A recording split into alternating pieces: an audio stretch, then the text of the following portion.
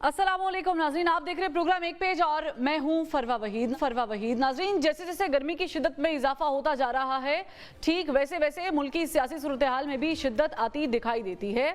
बज़ाहिर अपोजिशन का grand alliance हुकूमत को तिगनी का नाच नचाने के लिए तैयार है, मगर दूसरी जानिब हुकूमती इत्तेहाद ऐवान बाला और ऐवान ज़ेरी में 2/3 अक्सरियत के साथ एक मजबूत हुकूमत बनकर सामने आ चुका है। यानी अगर अपने ही नशे मन पर बिजलियाँ ना गिराएं तो फिर हुकूमत अपोजिशन को ना सिर्फ मजबूत टक्कर देगी बल्कि चारों शाने चित भी कर सकती है। शायद ऐवान में यही 2/3 अक्सरियत ही ऐसी वजह बनी कि पाकिस्तान तहरीक इंसाफ अपनी स्ट्रेटजी बनाने के लिए तैयार हो चुकी है। पाकिस्तान तहरीक इंसाफ रहनुमा शेर अफजल मरवत, जो हमेशा फ्रंट फुट पर रहते हैं और जारहाना बयानात देते हैं, उन्हें अब पीटीआई में सख्त तनकीद का सामना करना पड़ रहा है, जिसे वो अपने खिलाफ साजिश करार दे रहे हैं। शेर अफजल मरवत चैलेंज करते नजर आते हैं कि अगर 30,000 अफराद मेरे साथ इस्लामाबाद धरना दे दें तो मैं देखता हूँ कौन डंडे बरसाता है। जबकि मुस्लिम लीग नून के रहनुमा और वफाकी वजीर अमीर मकाम कहते हैं कि खैबर पख्तूनख्वा में गवर्नर राज भी लग सकता है। अब पाकिस्तान तहरीक इंसाफ दीगर जमातों के साथ मिलकर ईद के बाद हुकूमत मुखालिफ तहरीक चलाने का इरादा रखती है, जबकि हुकूमत IMF के साथ दूसरे कर्ज प्रोग्राम में जाने की तैयारी कर रही है। वज़ीर आज़म मोहम्मद शहबाज शरीफ ने वाज़ेह कर दिया है उसके बगैर कोई और चारा मौजूद भी नहीं है, यानी बहुत जल्द महंगाई आवाम का जीना दोभर कर देगी। अब एक जानिब सियासी जमातों की तहरीक तो दूसरी जानिब महंगाई के सताए हुए अवाम अगर सड़कों पर आ जाते हैं तो हुकूमत के लिए जो हुकूमत करना है वो यकीनी तौर पर बहुत मुश्किल हो जाएगा। लेकिन सवाल ये पैदा होता है कि सियासी, मौशी और अवामी अदम इस्तेहकाम का खात्मा इस मुल्क में कैसे हो जाएगा और हो सकता है, और क्या तमाम तर सियासी जमातें मुत्तफ़िका तौर पर जो स्टेक होल्डर्स हैं वो एक पेज पर आएंगे या नहीं आएंगे। हमने दावत दी है प्रोग्राम में शेर अफजल मरवत साहब को, बहुत शुक्रिया मरवत साहब, आपने वक्त निकाला। मरवत साहब, ये बताइएगा कि आप जो है वो सोशल मीडिया पर एक के बाद एक सरप्राइज देते नजर आते हैं। आपका नाम फोकल पर्सन्स की लिस्ट में से निकल जाता है या निकाला जाता है, लेकिन फिर एपिक्स कमेटी में आ जाता है, जो कि ज़ाहिर है उससे बड़ी कमेटी है, बड़े लेवल पे रिप्रेजेंट कर रही है। यानी कुल मिला के जितना लोग आपको गिराने की कोशिश कर रहे हैं, आप उतना ही ऊपर जाते हुए दिखाई दे रहे हैं। या आपके पास कौन सी गीदड़ सिंगी आ गई है? बहुत शुक्रिया फरवा। ये जो आजकल सोशल मीडिया पे और पार्टी के अंदर ये जो मीडिया कैंपेन, ट्रोलिंग और ये आए दिन नाम डाल दिया, नाम निकल गया, ये सारी चीज़ें नालायक लोगों की ज़हनों की इख्तिरा हैं, जो मुझे मिलाइन करने के चक्कर में पार्टी और खान के कास को नुकसान दे रहे हैं। ये इंतहाई गैर अहम है कि 6 फोकल पर्सन में से कोई एक रहता है या नहीं रहता है। 6 फोकल पर्सन 6 लोगों को मिलवा सकते हैं, यानी एक फोकल पर्सन एक आदमी को मिला सकता है। अब वो कोई फोकल पर्सन में रहूं या ना रहूं, लेकिन ये एक आदमी को मिलाने वाला फोकल पर्सन है, तो इसकी क्या अहमियत है। और इसी पे पार्टी के अंदर से बदकिस्मती से कुछ लोग सियासत कर रहे हैं। फिर आप ये भी देखते आइए, अभी कोर कमेटी की मीटिंग खत्म नहीं होती है कि नहीं, अगर शेर अफजल मरवत साहब इसकी कोई अहमियत नहीं है, मैं कता कलामी की माफ़ी चाहूँगी, तो फिर क्यों लोग आपसे इनसिक्योर हुए फिर रहे हैं? क्या वजह है कि आप खान साहब से मिलते हैं, पैगाम बार लेकर आते हैं और लोग जो हैं उस पर इनसिक्योर हो गए? असल में मेरा काम है 9 मई के बाद से लेकर आज तक, अलावा कानूनी केसेस के, बुनियादी काम जो खान साहब ने मुझे तफवीज़ किया हुआ है वो कन्वेंशन करना, लोगों को निकालना, जलसे करना, कैंपेन करना, एहतजाज करना। मौजूदा हालात में अब एहतजाज का टारगेट है। और ये काम जो है, अगर आप देख लें 9 मई के बाद से लेकर आज तक देख लें, तो ये मेरा ख्याल है कि शुक्र है कि अभी तक तो अकेला करता फिरता आया हूँ। पार्टी के वर्कर्स ने, पार्टी की सूबाई तंजीमों ने मेरा बहुत साथ दिया है, और खान की वजह से लोगों ने जो 9 मई के बाद निकलने में जो हौसला दिखाया है, जो जज्बा दिखाया है, वो काबिल सताइश है। लेकिन चूंकि इसमें ज़्यादा इंटरेक्शन क़यादत के साथ नहीं थी, तो काम हम बड़े खुश उसलूबी के साथ करते गए। 8 फरवरी के बाद क़यादत जो है वो बाहर निकल आई, انڈر گراؤنڈ سے. تو اب جو ہے چونکہ یہ جو احتجاج تھا یا کنونشن تھے اس سے قبولیت ملی عوام میں بھی, ورکرز میں بھی اور خان کے پاس بھی. اب اس کو بغض معاویہ میں سے اٹیچ کیا جا رہا ہے, کیونکہ اگر کوئی مجھے نقصان دے رہا ہے اس وقت میں یا میرے خلاف ٹرالنگ یا کمپین ہے یا مجھ پہ الزامات کر رہے ہیں یا بیلیٹل کر رہے ہیں پبلک اسٹیمیشن میں, تو اس کا مطلب یہ ہے کہ میں کم لوگوں کو نکال پاؤں گا. تو الٹیمیٹلی اس سے امپیکٹ جو ہیں یا جو نقصان پہنچے گا وہ ہماری تحریک ہے, احتجاج کی تحریک کو پہنچے گا. نہیں, آپ کی جو احتجاج کی تحریک ہے مروت صاحب, ابھی جو آپ کہہ رہے تھے کہ 30,000 لوگ اگر مجھے دے دیں تو پھر میں دیکھتا ہوں کون ڈنڈے برسائے گا, آپ یعنی بڑے کلیئر مائنڈیڈ چل رہے ہیں کہ ہم احتجاج جو ہے وہ کریں گے اور ہم مزاحمت کی سیاست ہی اپنائیں گے. آپ کو خیبر پختونخوا سے کوئی بیک اپ پلان نہیں ہے؟ 30,000 لوگ جو میں نے کہے ہیں نا, آپ کو حیرت ہوگی, میرے پاس 1.5 لاکھ لوگوں نے اپنے آپ کو رجسٹر کرایا ہے. اچھا, احتجاج کے لیے بات کی 1.5 لاکھ لوگ, یہ وہ لوگ میں نے ان لوگوں کو پکارا تھا جو بزدل نہ ہو, جو ٹیئر گیس سے, لاٹھی چارج سے نہ ڈرے, پرچے سے نہ ڈریں, آنکھوں میں آنکھیں ڈال کے بات کرنے والے ہو. کیونکہ اگر 1 لاکھ بھی میرے ساتھ ہونا اور ٹیئر گیس سے بھاگ جائیں, اس سے بہتر یہ 30,000 ہیں جو جم جائیں, ڈٹ جائیں. اور نہیں تو آپ کے پاس اگر 1 لاکھ بھی لوگ جمع ہوتے ہیں مروت صاحب, تو یہ آپ کی پارٹی کو تو اس پہ لبیک کہنا چاہیے, آپ کا ساتھ دینا چاہیے, لیکن وہ ایسا صورتحال نظر نہیں آ رہی. میں نے عرض کیا نا, میں نے کہا یہ جو کمپین, یہ ٹرولنگ, یہ آئے دن کی یہ شوشے چھوڑے جانے, یہ کور کمیٹی کی خبریں لیک کرنا, یہ انتہائی نالائق اور بدتینیت لوگ ہیں جو اپنے میرے ساتھ سکور سیٹل کرنے کے چکر میں پارٹی کو نقصان دے رہے ہیں. ہمارا واحد فوکس ہونا چاہیے احتجاج, یہی ایک کام ہے جو ہم کر سکتے ہیں. باقی تو ساری خوشخطیاں ہیں, ایوان کے سامنے یہ کیا یا اسمبلی کے اندر نعرے لگائے. اصل احتجاج وہ ہیں جو سڑکوں پہ نظر آئے, اصل احتجاج وہ ہیں کہ پورے پاکستان کو نکالا جائے اور بالخصوص پنجاب کو نکالا جائے, اور یہ کوئی آسان کام نہیں ہے. نہیں, لیکن مروت صاحب مجھے صرف یہ بتا دیں, میں چلے آپ سے نہیں پوچھتی ہوں کہ نام مجھے بتائیں فردن کون لوگ ہیں, لیکن کیا وہ جو لوگ آپ کے خلاف اور اس احتجاج کے خلاف ایک اسٹریٹجی لے کے چل رہے ہیں وہ پارٹی میں اس وقت بڑے بڑے عہدوں پہ موجود ہیں؟ لازماً یہ وہ لوگ ہیں جو میٹر کرتے ہیں, لیکن میں آپ کو ایک عرض کر دوں, یہ اختلافات اور یہ بدنیتیاں ہر پارٹی میں ہوتی ہے. نہیں ہوتی ہے, لیکن مروت صاحب اتنی کھل کے جیسے ہم ڈسکس کر رہے ہیں کہ جاوید لطیف اپنی پارٹی کے خلاف بہت سارے بیانات دے رہے ہیں, کوئی اس کو مانتا نہیں مانتا, لیکن اس کی ایک اہمیت تو بہرحال بن گئی ہے. اسی طرح آپ کی پارٹی میں جو اختلاف ہو رہے ہیں اس کی ایک اہمیت تو بن چکی ہے.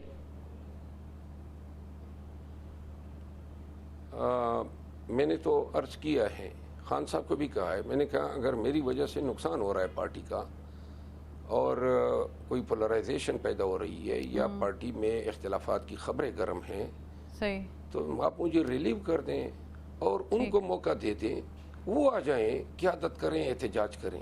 یہ میں نے خان صاحب کو کہا ہوا ہے, اور میں ابھی بھی آپ کے توسط سے بھی کہتا ہوں, یہ جو کاز ہیں یہ کاز بڑا مشکل ہے, بڑی محنت کرنی پڑے گی اور بڑا دل گردہ اس کے لیے درکار ہے کہ آپ دیکھ رہے ہیں کہ واسطہ کن لوگوں سے پڑا ہے, 2 سال میں ان لوگوں نے کیا کیا عوام کے ساتھ, اور ہمیں نظر آ رہا ہے کہ یہ جو احتجاج ہوگا یہ کوئی ہمیں ابھی آپ کا کیا پلان ہے؟ مجھے بتائیں مروت صاحب, علی امین گنڈا پور کا کیا سٹیٹس ہے؟ وہ آپ کے اس احتجاج میں کھڑے ہیں, آپ کے پیچھے کے پی کھڑا ہے؟ علی امین گنڈا پور صاحب جو ہیں وہ احتجاج میں لازماً کڑے ہیں اور کڑے رہیں گے. اچھا, کیونکہ خان ان کا لیڈر ہیں, خان کی حکومت ہے, خان کی پارٹی کی حکومت ہے. لیکن آپ کی پارٹی کے کچھ لوگوں کا یہ موقف ہے کہ علی امین گنڈا پور صاحب کا جو ایک ایگریسو اپروچ تھی وہ اس کے بالکل اپوزٹ جا رہے ہیں. وہ ایک طرف تو محسن نقوی کو نشانہ بناتے تھے تنقید کا, پھر ان کا وارم ویلکم بھی کرتے ہیں, گلے بھی ملتے ہیں, وہ ملاقاتیں بھی کر رہے ہیں. وہ شاید میرا خیال سے آپ کی پارٹی سے یہ آوازیں اٹھنا شروع ہو گئی ہیں کہ مفاہمت کا راستہ اپنانے کی کوشش کر رہے ہیں, کیونکہ بہرحال ظاہر ہے صوبے کے مسائل ہیں اور پھر فنڈز وغیرہ آپ نے وفاق سے ہی لینے.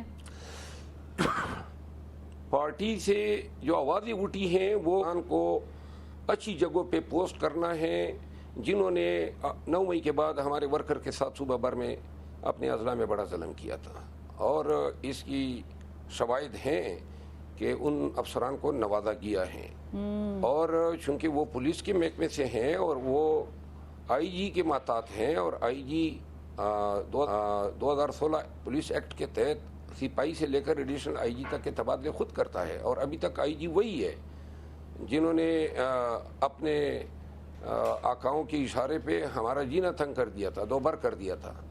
تو لہٰذا جب تک آئی جی اور چیف سیکرٹری ہٹیں گے نہیں اور اختیار جو ہے مکمل طور پہ حکومت کے پاس نہیں آتا ہے، تو یہ الزامات جو ہیں وہ علی امین خان کی طرف بنتے نہیں ہیں۔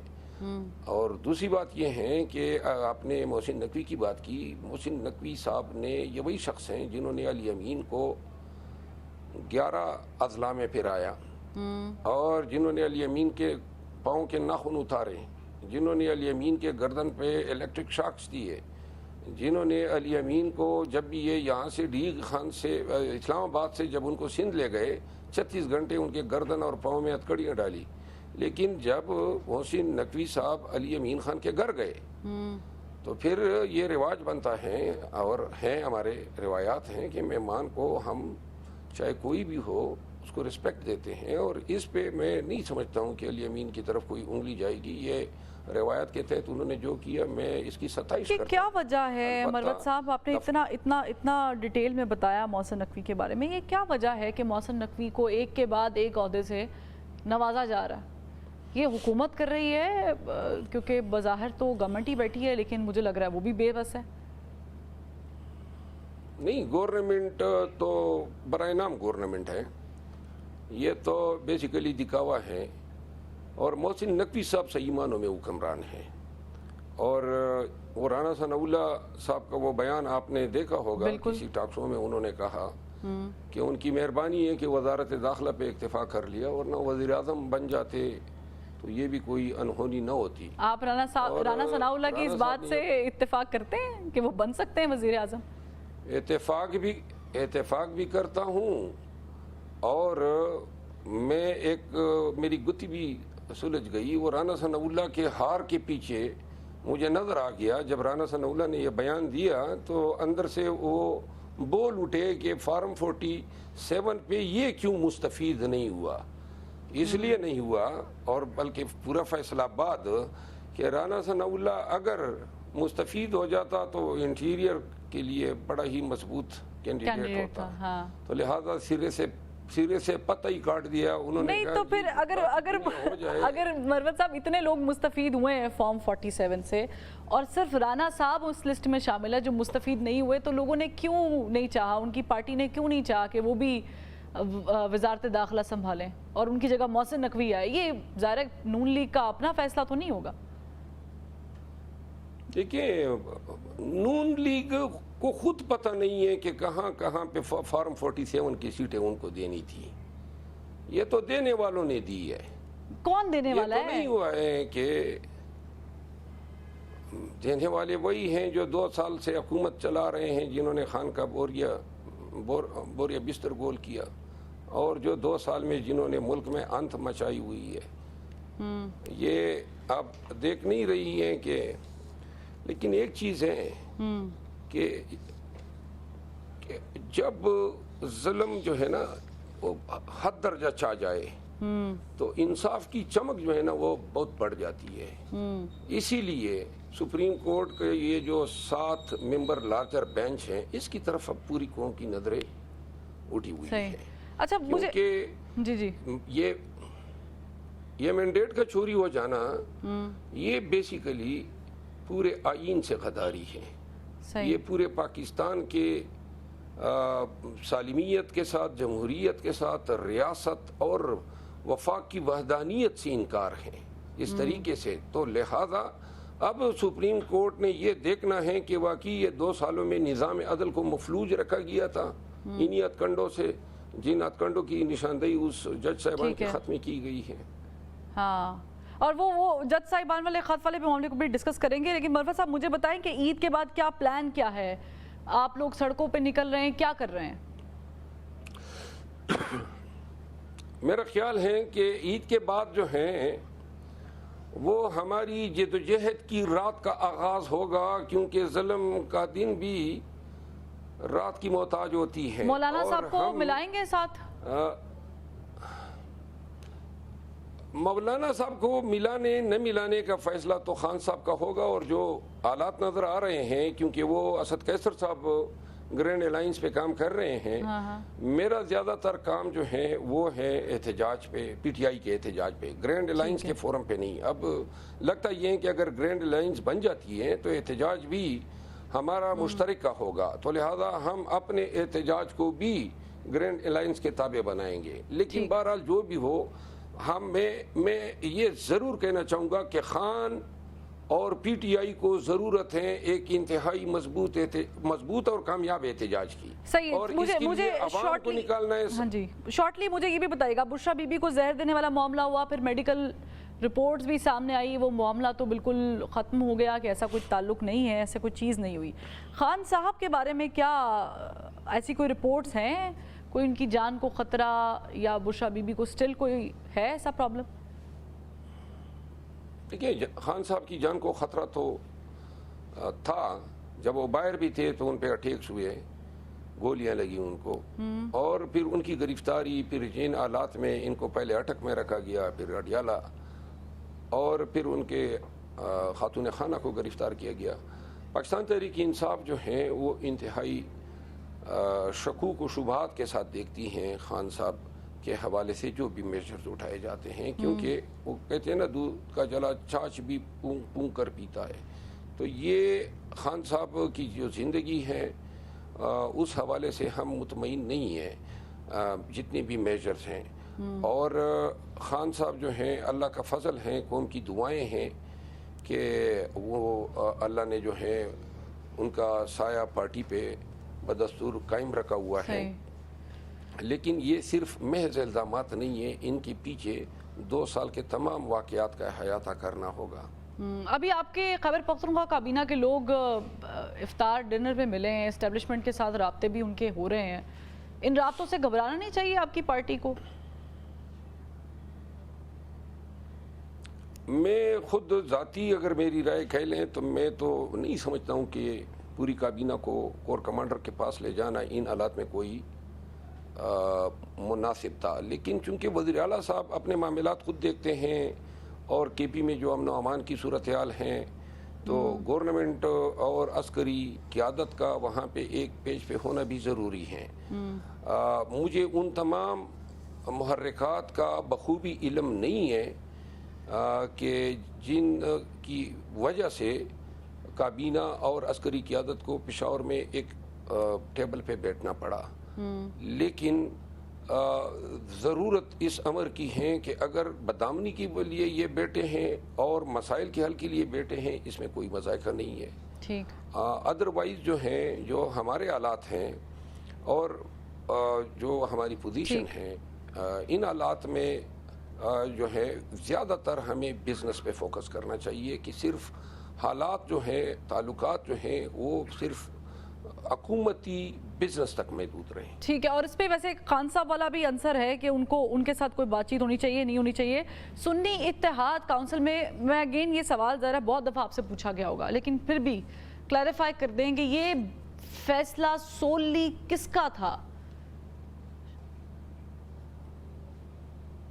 سنی اتحاد کونسل جو ہیں وہ فیصلہ تو الٹیمیٹلی خان صاحب نے کیا ہے نا۔ At the end of the day جب یہ فیصلہ ہوا کہ اصل میں کے پی میں جو آئیڈیل پوزیشن تھی وہ تھی پرویز خٹک کی جو پارٹی تھی، انہوں نے پوری پارٹی جو ہے پی ٹی آئی کے حوالے کرنے پہ اتفاق کیا، اور اگر وہ بات مان لی جاتی صحیح، تو خیبر پختونخوا سے ریزرو سیٹیں جو تھی، اور صوبائی اسمبلی میں اور قومی اسمبلی میں اور مینارٹی سیٹ، یہ غیر متنازع رہی تھی۔ لیکن پرویز خٹک کے حوالے سے اتنی نفرت پھیلی ہوئی تھی، اور محمود خان کے حوالے سے، کہ اس اسکور کو سیٹل کرنے میں جو ہے ہم ان سیٹوں سے آت گنوا بیٹھے۔ بہرحال غلطی ہوئی سنی اتحاد کونسل والی۔ نہیں، سنی اتحاد کونسل والی تو ہمارے پاس لاسٹ آپشن تھا. وہ تو ان تمام چیزوں سے ہو کے ہم آئے سنی اتحاد کونسل میں، اور سنی اتحاد کونسل ٹھیک. نے تو ہمیں شناخت تھی، لہٰذا اب تو اس کو غلطی نہیں کہا جا سکتا ہے. ٹھیک ہے، بہت شکریہ شیر افضل مروت صاحب، آپ نے وقت نکالا. ناظرین یہاں پر ایک بریک لیں گے، بریک سے پھر واپس آتے ہیں.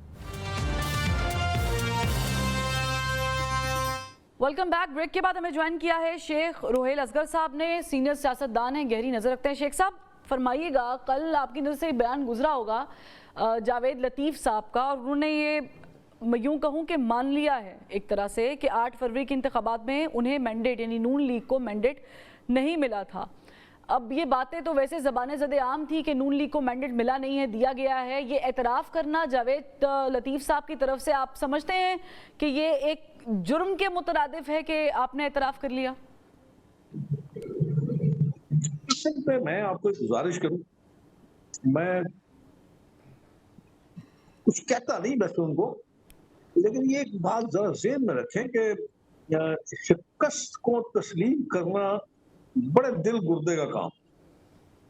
جاوید لطیف میرے خیال میں شاید بہت زیادہ ہی ڈسپوائنٹڈ ہو گئے، یا ان پہ میرے خیال میں شاید اس کا اثر بہت ہوا ہے ہارنے کا.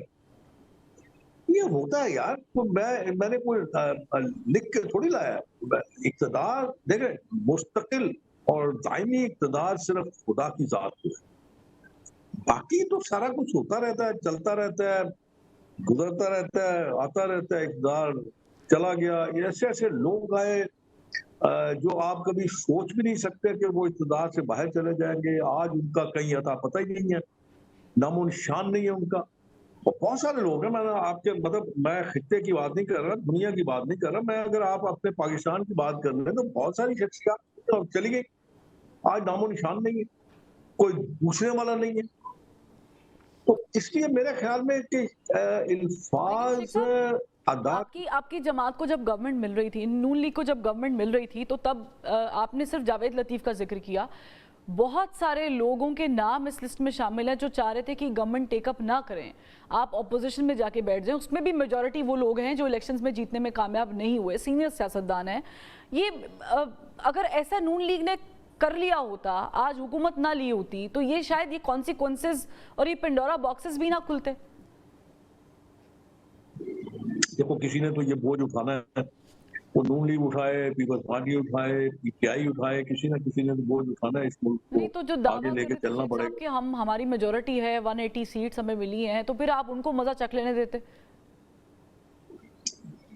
نہیں، یہ نہیں ہے، الفاظ کے ساتھ تو اس طرح نہیں ہوتا نا. آپ کو بتانا پڑتا ہے کہ میری اتنی میجورٹی. ایک بات تو ٹیکنیکلی بات جو غلطی کر گئی پی ٹی آئی، میرے خیال میں شاید غلطی ان کی یہ تھی کہ ان کو اپنے آئین کے مطابق اپنے جو انتخابات تھے پارٹی انٹر پارٹی الیکشن سے، ان کو کر لینا چاہیے تھا. پھر اس کے بعد ان کو اپنی پارٹی کا الحاق یا اپنی پارٹی کوئی تشکیل دے لیتے وقت سے پہلے، تو میرے خیال میں بہت ساری معاملات جو تھے وہ سلجھ جاتے. یا بہت سارے معاملات، یا میں آپ کہہ لیجئے میں ان کی بات تھی، آپ سمجھ لیجئے، یا اگر آپ یہ سمجھتی ہیں کہ ان کی میجورٹی تھی، تو اگر وہ فرض کیجئے اگر وہ اپنی جماعت کو پہلے ہی آرگنائز کر لیتے تو آج یہ نہ ہوتا. کیونکہ آپ نے دیکھا ہوگا نا بہت سارے لوگ ان کو چھوڑ بھی گئے نا بیچ میں، اور وہ دوسری جماعتوں میں چلے گئے. تو اس لیے وہ اس کی وجہ بھی یہی ہوئی نا کہ انہوں نے وہ آنے والے وقت کو سوچا ہی نہیں. اگر وہ سوچ لیتے تو میرے خیال میں شاید آج حالات ذرا تھوڑے مختلف ہوتے، اور شاید ان کو لیکن پھر یہ شیخ صاحب بات آپ کہنی نہ میری پڑتی. بات سے اتفاق کریں گے یا نہیں کریں گے، آئی ڈونٹ نو، لیکن ہر بندے کی ایک اپنی رائے ہوتی ہے، اختلاف رائے حسن ہوتا ہے کسی بھی کانورسیشن کا. رانا ثناء اللہ صاحب کا تذکرہ کر لیتے ہیں. وہ بڑے مایوس ہیں، اور انہوں نے یہ مایوسی کا اظہار کرتے ہوئے کہا ہے کہ وہ کبھی بھی جیل جانا پڑ سکتا ہے جو حالات ہیں. یہ مایوسی صرف ان تک محدود ہے کہ یہ مایوسی نون لیگ کے دیگر لوگوں کو بھی ہے؟ میں آپ سے گزارش کروں، میں اب رانا صاحب ہوئے یا جو لطیف صاحب ہوئے یا کوئی اور بھی جتنے قابرین ہیں، میرے خیال میں آپ اگر میری بات کوئی اگر پسند کرے یا نہ کرے، تو میں آپ کو یہ گزارش کرتا ہوں کہ پوری دنیا میں جہاں پہ تو اگر تو حقیقی پارٹی سسٹم ہے وہاں تو میں نہیں کہہ سکتا، لیکن جہاں پہ بھی اس طرح کی ایک پارٹی، دو پارٹی، تین پارٹی पार्टियां आपकी शख्सियात के गिर्द घूमती हैं, वहां पे सिर्फ ये ज़हन में रखें कि जो जीत का मुंह देखते हैं ना, सियासत उन्हीं की होती है। हारने वालों को मेरे ख्याल से शायद बहुत कम चांस मिलता है कि वो कहीं ऐसी जगह बैठ जाए जहाँ पे उनकी राय को मुकद्दम समझा जाए या उनसे मशवरा मांगा जाए या उनसे मशवरे के साथ चला जाए। मेरा ख्याल ये कम ही होता है। उनकी क्योंकि वो ज्यादा अहमियत नहीं रहती। अहमियत उन्हीं की होती है जो जीत के या इक़्तिदार के संग पे बैठ जाते हैं। तो उनके साथ मेरे ख्याल में ज्यादा हुकूमत वाले ज्यादा कंफर्टेबल अपने आप को महसूस करते हैं। मेरा मेरा ख्याल है, शायद हो सकता है मेरी ये सोच गलत भी हो सकती है, लेकिन मेरा अपना लग इसको इतना सीरियस नहीं लेना चाहिए। ये तो एक नहीं, वैसे शेख साहब आपसे आपकी पार्टी या राना सनाउल्लाह जैसे सीनियर सियासतदान से, आप लोग ज़ाहिर है बड़े सीनियर सियासतदान हैं, आपसे पार्टी मशवरा करती है हुकूमती मामलात में या दीगर मामलात में? मैंने अभी आपके सामने अर्ज किया ना कि हारने वालों की सियासत जो होती है वो हारने वाले सियासतदान तो होते हैं ना। एक बार अगर गिर गया है तो इसका मतलब तो नहीं है कि वो गाजी नहीं है। सियासतदान जो होते हैं ना वो जीतने वाले सियासतदान रह जाते हैं, हारने वाले सियासतदान नहीं होते। तो आप समझते हैं कि जब आप जैसे सियासतदानों से जब राब्ते बहाल नहीं करती पार्टी, तो फिर मोहसिन नकवी साहब जैसे लोग जो हैं वो फिर मंजर आम पर आ जाते हैं या लाए जाते हैं और फिर उनको जो है वो एक तख्त पे बिठा दिया जाता है। ये वैसे आए कहाँ से है? ये बड़ी कंफ्यूजन है वैसे। ये मोहसिन साहब आए कहाँ से? ये बड़ी कंफ्यूजन है वैसे। मीडिया से तो ताल्लुक इनका बड़ा गहरा है, ये तो मालूम है, साफ़ी भी है, लेकिन फिर निगरान वज़ीर आला के फौरन बाद एक बहुत बड़ा मनसब मिल जाना। इसका जवाब तो या तो वो दे सकते हैं या फिर वज़ीर आज़म साहब दे सकते हैं। उनकी नजर इनायत है या वो वाकई इस मनसब के बहुत काबिल थे तो वहाँ पे बिठा दिया गया। फिर अब तो हर सेनेटर भी हैं वो, आपको आप उनको कुछ नहीं कह सकते ना। अब तो मुंतखब सेनेटर हैं तो इसका मतलब है कि वो इंतहाई काबिल और इंतहाई दानिश के मालिक हैं। तो आप उनको मेरे ख्याल है तनकीद का निशाना बनाना तो बिल्कुल गलत हो जाएगा। नहीं, लेकिन हम तनकीद नहीं कर रहे हैं शेख साहब, हम तो सिर्फ एक जिसे कहते हैं कि जायज़ा ले रहे हैं कि क्या नून लीग के पास बाकी काबिल लोग ख़त्म हो गए थे कि जो एक बड़ी अहम वजारत जो है वो एक आउटसाइडर कहूँगी तो मैं अपनी बात पे कायम हूँ, आउटसाइडर को दे दी।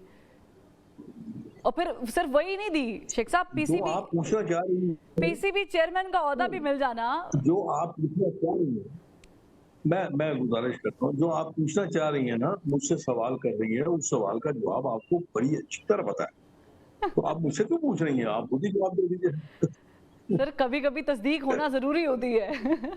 मैं बता दूं और तस्दीक। मैंने आपका क्या गुनाह किया है? मैंने वो आपका गुनाह सर किया। आप मुझसे जरूरी तो नहीं है हर सवाल का जवाब मैं ही दूं। आप भी तो मेरी कोई राह दुरुस्त कर सकती हैं, मुझे राह दिखा सकती हैं, मुझे गाइड कर सकती हैं। जरूरी नहीं कि हर सवाल का जवाब मेरे पास हो। नहीं, बिल्कुल ठीक है, बिल्कुल आपके पास इस बात का जवाब है शेख साहब के जिस तरीके से हालात जा रहे हैं, और अगर खुदा ना खास्ता कल को कोई मॉब की शक्ल में बाहर आ जाता है हुकूमत के खिलाफ, तो ये गवर्नमेंट चल सकेगी? Last question. देखिए जी, मैंने आपको गुजारिश की है, मैं बार बार ये बात कह रहा हूँ कि देखें हुकूमत के पास इतना ज्यादा वक्त नहीं है। मैं बार बार ये बात कह चुका हूँ, मेरी बात का खैर वहां तक तो असर नहीं होगा, लेकिन क्योंकि मेरा एक ज़मीर भी है, मेरी अपनी सोच भी है, राय भी है, वो मैं आपकी साथ से पब्लिक कर देता हूँ कि देखिए बात ये है कि लोग थक चुके हैं। अब इम्तिहान दे दे के लोग थक चुके हैं, अब इतना वक्त नहीं है।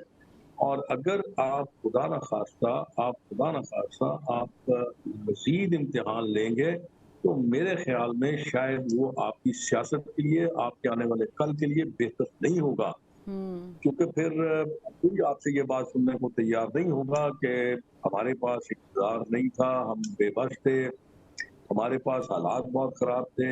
अब वो बात आपकी कोई नहीं सुनेगा, क्योंकि अगर हालात ख़राब थे तो आप घर बैठ जाते, नहीं लेते इक़्तिदार। आपको इसको वॉर फुटिंग पे मतलब ये दिन रात लगा के आपको इसको दुरुस्त करना है। और वो कैसे दुरुस्त करना है?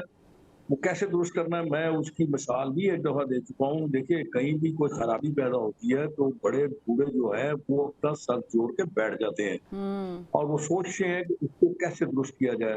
सबसे पहले तो वो अपने वो अखराजात जो कि गैर ज़रूरी, गैर अहम अखराजात होते हैं, उनको फौरी तौर पे अपनी उस लिस्ट से निकाल देते हैं।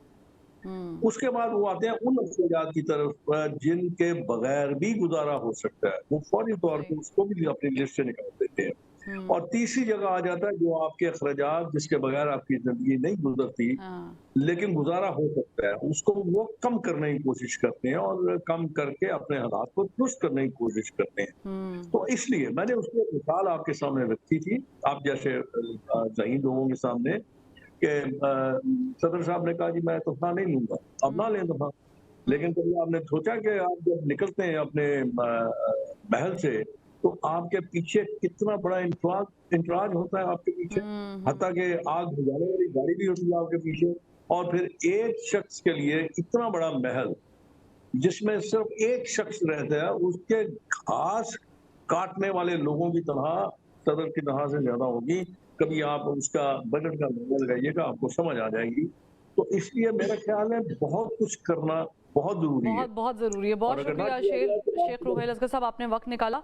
ज़ाहिर है कि हुकूमत के लिए बड़ा इस वक्त टफ टाइम है। अगर हुकूमत इस टाइम पीरियड के अंदर अपने मामला ठीक नहीं करती और अवाम के हालात बेहतर नहीं करती तो फिर शायद बहुत मुश्किलात जो हैं वो आगे चल के मज़ीद पैदा हो सकती हैं।